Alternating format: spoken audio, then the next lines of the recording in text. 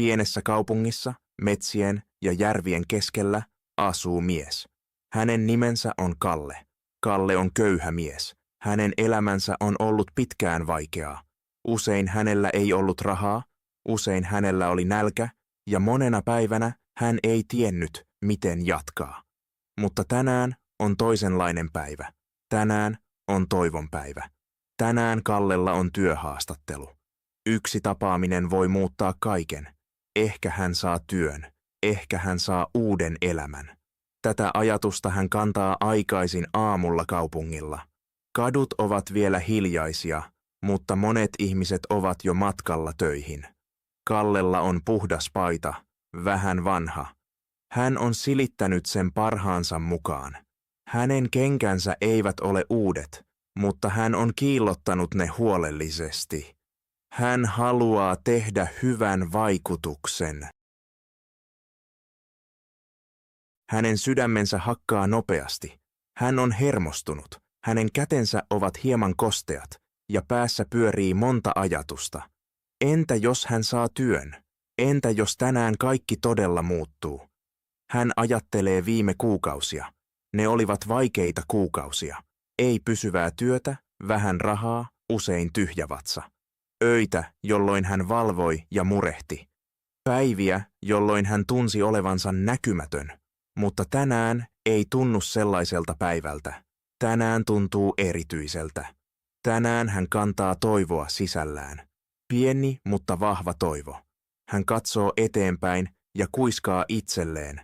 Tämä on minun tilaisuuteni. Hänen äänensä on tyyni, mutta luja. Hän haluaa uskoa siihen. Hän kävelee nopeammin. Suuret rakennukset nousevat eteen ja kaupunki tuntuu äkkiä tavallista suuremmalta. Kalle hengittää syvään. Ilma on viileä ja sydän jyskyttää kovaa rinnassa. Häntä pelottaa, mutta hän jatkaa. Askel askeleelta. Hän haluaa onnistua. Hän haluaa tehdä töitä. Hän ei halua enää elää kuten ennen. Tänään kaikki voi muuttua.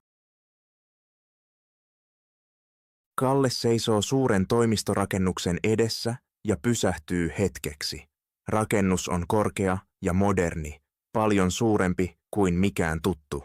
Ovet ovat lasia ja hän näkee niistä oman heijastuksensa. Hetken ajan hän katsoo itseään. Hänen paitansa on puhdas, mutta vanha. Hänen kenkänsä ovat yksinkertaiset. Hän näyttää pieneltä tämän rakennuksen edessä. Hän hengittää syvään ja astuu hitaasti sisään. Sisällä on hiljaista ja siistiä. Lattia kiiltää ja jokainen askel kuuluu kovaa hänen korvissaan. Ihmisiä kävelee nopeasti hänen ohitseen. Heillä on siistit vaatteet, varma puhe ja huoleton ilme. Kalle tuntee itsensä vieraaksi. Hetken hän ajattelee, ettei kuulu tähän maailmaan. Hänen kätensä vapisevat hieman. Silti hän jatkaa matkaa. Askel askeleelta. Hän ei halua menettää tätä mahdollisuutta. Hän seuraa seinien opasteita, vaikka ei lue niitä kunnolla. Hän muistaa muodot ja suunnat ja löytää lopulta oikean huoneen. Pöydän ääressä istuu nainen, joka vilkaisee häntä nopeasti. Odota tässä, ole hyvä, nainen sanoo ystävällisesti. Kalle nyökkää ja istuutuu varovasti. Hän istuu suorassa, melkein jäykkänä. Hän katsoo ympärilleen, mutta kaikki on hänelle uutta. Huonekalut, äänet, hiljaisuus. Hänen sydämensä lyö nopeasti. Hän yrittää hengittää rauhallisesti. Muutaman minuutin kuluttua hänen nimensä huudetaan. Hän nousee heti ja menee toimistoon. Mies istuu suuren pöydän takana ja hymyilee hieman. Istu alas, mies sanoo. Kalle istuu ja yrittää näyttää rauhalliselta. Keskustelu alkaa. Mies kysyy ja Kalle vastaa rehellisesti. Hän sanoo haluavansa työskennellä, olevansa luotettava ja valmis oppimaan. Hänen äänensä on tyyni, mutta siitä kuulee asian tärkeyden. Mies nyökkää useita kertoja. Kaikki näyttää sujuvan hyvin. Kalle tuntee, kuinka hänen toivonsa kasvaa. Ehkä se onnistuu oikeasti. Ehkä tämä on se hetki, jota hän on odottanut kauan. Sitten mies ottaa paperiarkin ja asettaa sen Kallen eteen. Tässä on sopimus, hän sanoo. Lue se ja allekirjoita tähän. Kalle katsoo paperia. Paljon sanoja, pieniä kirjaimia, pitkiä lauseita. Kaikki näyttää monimutkaiselta. Hänen silmänsä liikkuvat hitaasti riveillä. Hän yrittää ymmärtää, mutta ei pysty. Sanat jäävät hänelle tyhjiksi. Niillä ei ole merkitystä. Hänen kätensä kylmenevät. Hänen sydämensä lyö yhä nopeammin. Hänen sisäinen toivonsa alkaa horjua. Kalle istuu hiljaa pöydän ääressä ja katsoo paperia. Hänen silmänsä liikkuvat hitaasti riveillä, mutta sanat ovat raskaita ja tyhjiä. Ne eivät merkitse hänelle mitään. Hän yrittää keskittyä, mutta ei pysty. Hänen päänsä kuumenee ja samalla kädet kylmenevät. Sydän hakkaa kovaa rinnassa. Hän tietää, että tämä hetki on tärkeä. Erittäin tärkeä. Ehkä tärkein hetki pitkään aikaan. Toimistossa oleva mies odottaa rauhassa. Sekunnit tuntuvat pitkiltä. Huoneessa tulee hiljaista. Liian hiljaista. Kalle tuntee paineen. Hän tietää, että nyt on puhuttava. Hän nostaa hitaasti päänsä. Hänen äänensä on hiljainen ja epävarma. En osaa lukea, hän sanoo. Hän pitää pienen tauon, kuin toivoisi, ettei se olisi totta. Sitten hän sanoo vielä hiljempaa. Enkä osaa kirjoittaa. Sanat jäävät ilmaan, raskaina ja kiusallisina. Pöydän takana oleva mies katsoo häntä. Hänen ilmeensä muuttuu heti. Pieni hymy katoaa. Silmät vakavoituvat. Huoneen lämmin tunnelma muuttuu kylmäksi. Tämä on ongelma, mies sanoo tyynesti, melkein tunteetta. Ilman luku- ja kirjoitustaitoa emme voi palkata sinua. Sanat iskevät Kalleen kuin lyönti, suoraan sydämeen. Hetken aikaa hän ei sano mitään.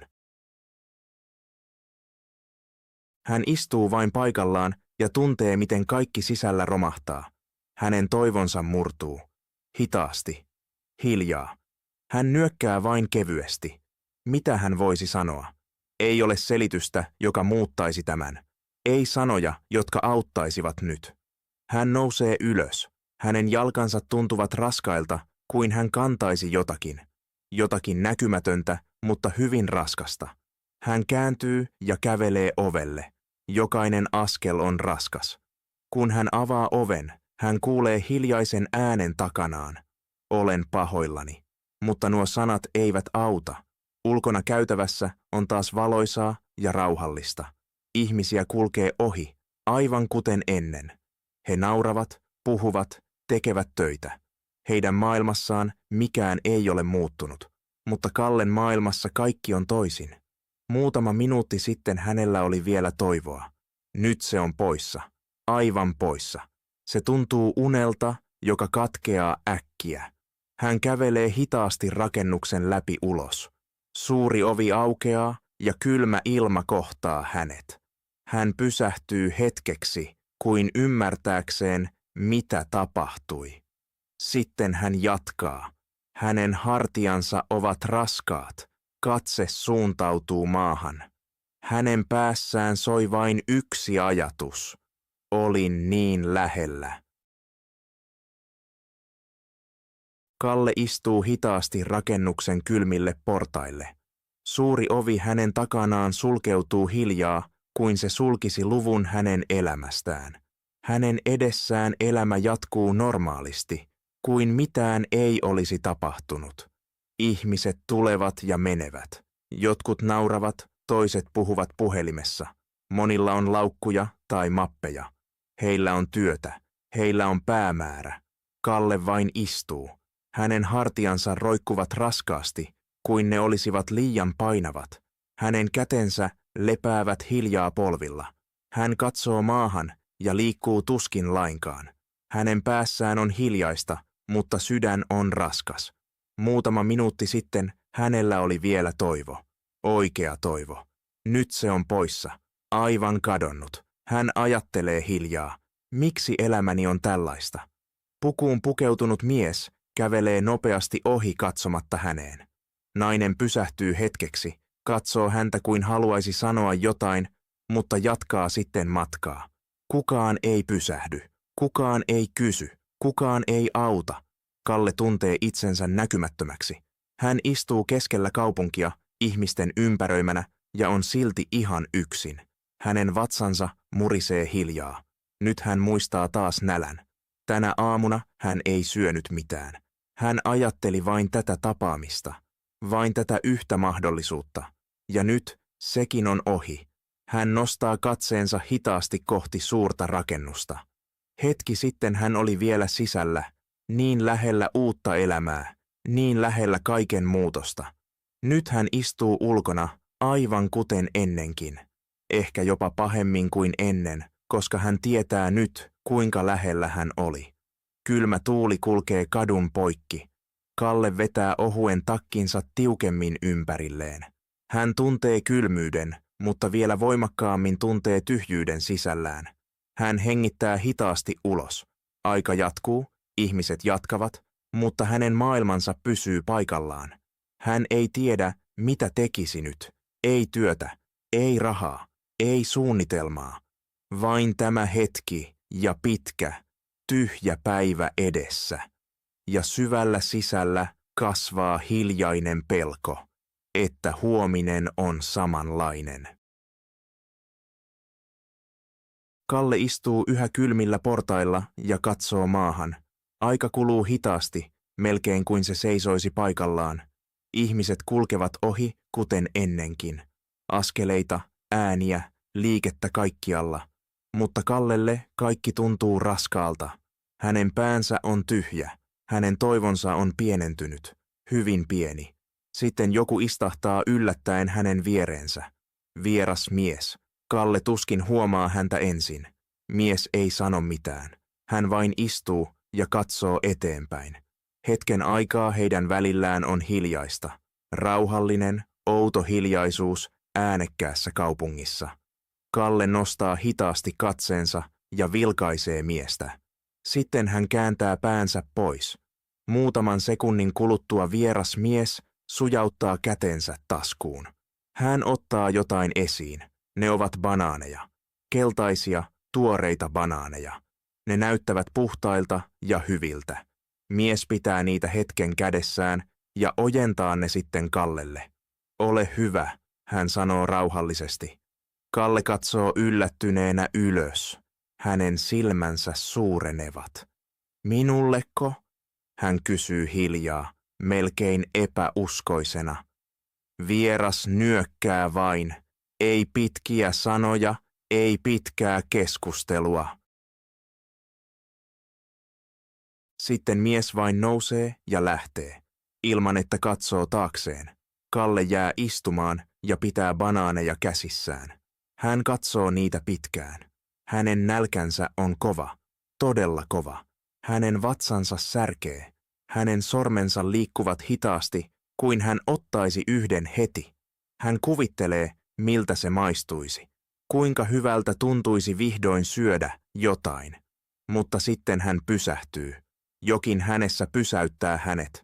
Hän miettii, jos hän syö ne nyt, ne ovat heti poissa. Sitten kaikki on taas kuten ennen. Hetken kylläinen, sitten taas tyhjä. Jälleen nälkä. Jälleen ei suunnitelmaa. Hän katsoo taas kadulle. Monet ihmiset kulkevat ohi. Osa näyttää väsyneeltä, toiset kiirehtivät. Jotkut kantavat ruokaa käsissään. Jotkut ostavat jotain. Kalle tarkkailee heitä tarkemmin. Silloin hänelle tulee ajatus. Ensin aivan hiljaa, sitten selvempänä. Näillä ihmisillä on rahaa. Nämä ihmiset ostavat tavaroita.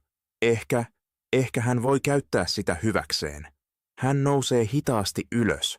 Hänen jalkansa ovat vielä heikot, mutta hän pysyy pystyssä. Hän katsoo kädessään olevia banaaneja. Sitten hän katsoo taas ihmisiä. Hänen sydämensä lyö nopeammin. Mutta tällä kertaa se ei ole pelkkää pelkoa. Siellä on jotain muuta. Jotain uutta. Ehkä se on idea. Ehkä se on mahdollisuus. Kalle seisoo kadun reunalla ja puristaa banaaneja kädessään. Hän katsoo ihmisiä, jotka kulkevat ohi. Monet ovat kiireisiä. Kukaan ei huomaa häntä. Hänen sydämensä lyö nopeasti, nopeammin kuin koskaan. Ajatukset huutavat päässä. Entä jos kukaan ei osta? Entä jos tämä on virhe? Hetken hän miettii, että lähtisi pois ja söisi banaanit itse. Se olisi helpompaa, vähemmän pelkoa, vähemmän riskiä. Mutta hän jää paikalleen. Hän hengittää syvään ja yrittää olla rohkea. Banaaneja, tuoreita banaaneja, hän sanoo hiljaa.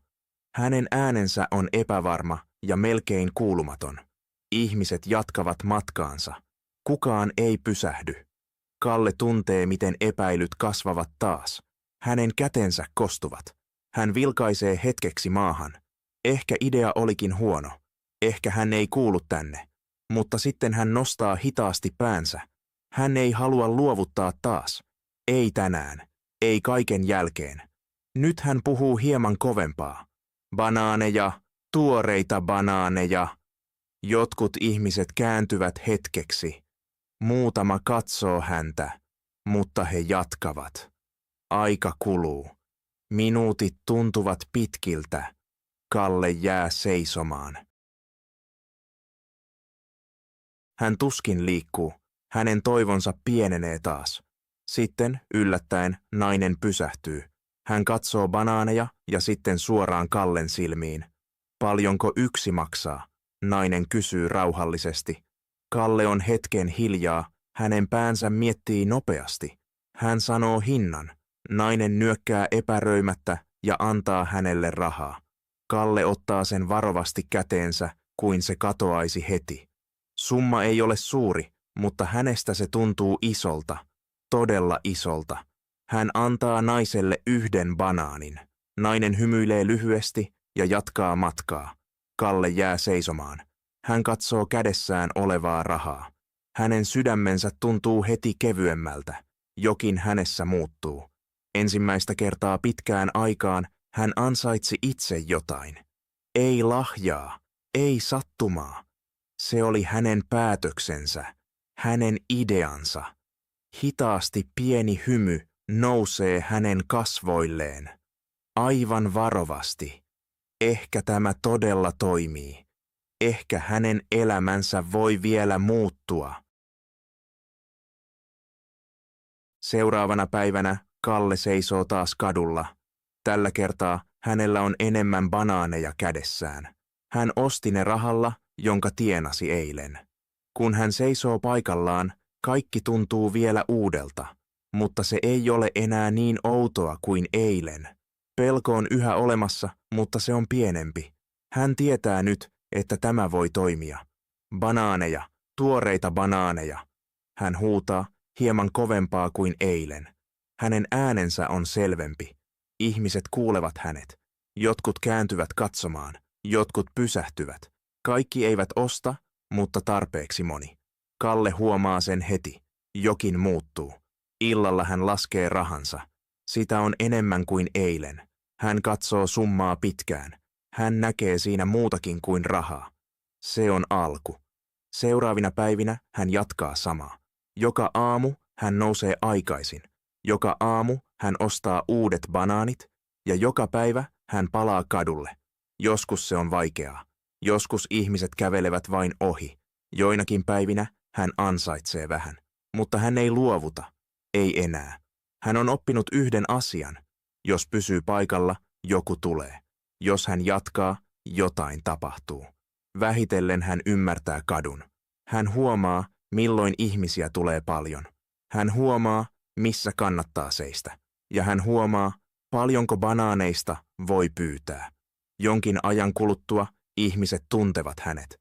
Jotkut tulevat hänen luokseen joka päivä. He tervehtivät häntä. He kysyvät, mitä hänelle kuuluu. He luottavat häneen.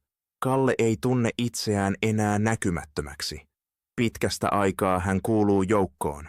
Hänen elämänsä muuttuu askel askeleelta. Hän ansaitsee enemmän rahaa. Hän voi ostaa ruokaa milloin haluaa. Hänen ei tarvitse enää mennä nukkumaan nälkäisenä. Hänen vaatteensa paranevat. Hänen ryhtinsä vahvistuu. Hän kävelee suorassa. Myöhemmin hän myy muutakin kuin banaaneja. Hänellä on myös muuta hedelmää. Hänen pieni paikkansa kadulla kasvaa. Miehestä ilman suunnitelmaa tulee mies idean kanssa. Ja pienestä ideasta kasvaa hiljalleen oikea yritys. Jonkin ajan kuluttua Kallella ei ole enää vain pientä paikkaa kadulla. Nyt hänellä on oikea koju. Vankka katto suojaa häntä auringolta ja sateelta. Hänen kojunsa on tukeva, siisti ja puhdas.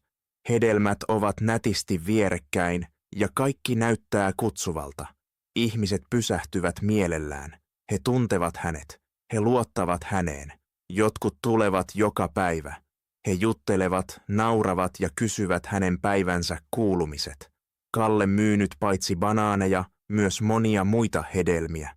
Omenia, appelsiineja ja muuta. Tarjonta kasvaa, samoin hänen rohkeutensa. Hän työskentelee joka päivä, usein monta tuntia, mutta nyt tunne on erilainen. Hän ei ole enää vain väsynyt. Hän on ylpeä, todella ylpeä. Illalla hän laskee rahansa ja huomaa, että sitä on tarpeeksi. Enemmän kuin tarpeeksi ruokaan, vaatteisiin ja parempaan elämään. Hänen ei tarvitse enää miettiä, voiko ostaa ruokaa. Tämä tunne on hänelle uusi, ja se on vahva. Hänen vaatteensa ovat paremmat. Hänen kenkänsä ovat uudet. Kun hän nyt kulkee kadulla, hän kävelee suorassa. Ihmiset näkevät hänet. He tervehtivät häntä. Jotkut jäävät juttelemaan, eivät vieraina, vaan ystävinä, jotka tuntevat hänet. Kalle ei ole enää näkymätön. Hän kuuluu nyt joukkoon. Pienestä kojusta kasvaa myöhemmin pieni kauppa. Oikea paikka, jossa on seinät ja katto. Paikka, joka on hänen omansa. Kallella on nyt koti, lämmin sänky ja elämä, joka on rauhallinen. Joskus hän pysähtyy ja ajattelee. Hän muistaa päivän suuren rakennuksen edessä, hetken, jolloin kaikki näytti päättyvän. Oven, joka sulkeutui. Silloin hän luuli, että kaikki oli menetetty. Tänään hän tietää, että juuri siellä alkoi jotain uutta. Se ei ollut loppu. Se oli alku. Eräänä päivänä hyvin pukeutunut mies astuu Kallen kauppaan. Hän pysähtyy jo ovella ja katsoo kaiken tarkasti. Hänen katseensa kulkee hedelmien, järjestyksen ja ostavien ihmisten yli. Näkee, että hän on vaikuttunut. Teillä on kaunis kauppa, hän sanoo ystävällisesti. Kalle hymyilee rauhallisesti. Kiitos, hän vastaa. Hänen äänensä on tyyni, melkein ylpeä, mutta ei kova. He alkavat jutella. Vierailija kysyy ja Kalle vastaa avoimesti. Vähitellen hän kertoo tarinansa. Hän puhuu menneestä, kadusta, nälästä, toivottomista päivistä. Hän kertoo suuresta rakennuksesta ja hetkestä, jolloin työ melkein tuli, mutta katosi. Hänen äänensä hiljenee hetkeksi, kun hän puhuu siitä. Sitten hän jatkaa. Banaaneista. Ensimmäisestä ideasta. Ensimmäisestä myynnistä. Ensimmäisestä pienestä onnistumisesta. Ja siitä, miten kaikki kasvoi hitaasti. Vierailija kuuntelee tarkasti. Hän ei keskeytä. Lopuksi hän nyökkää hitaasti. Tämä on todella vahva tarina, hän sanoo. Olet saavuttanut paljon. Kalle ei sano mitään, mutta hänen kasvoistaan näkee, että sanat merkitsevät hänelle. Sitten vierailija miettii hetken ja esittää vielä yhden kysymyksen. Sanokaapa, mikä olisit tänään, jos osaisit lukea ja kirjoittaa? Hetken on hiljaista. Kalle katsoo häntä rauhallisesti. Hän hymyilee kevyesti, melkein huomaamatta. Hän miettii hetken, mutta ei pitkään. Sitten hän vastaa tyynesti ja selvästi. Silloin olisin luultavasti tavallinen työntekijä.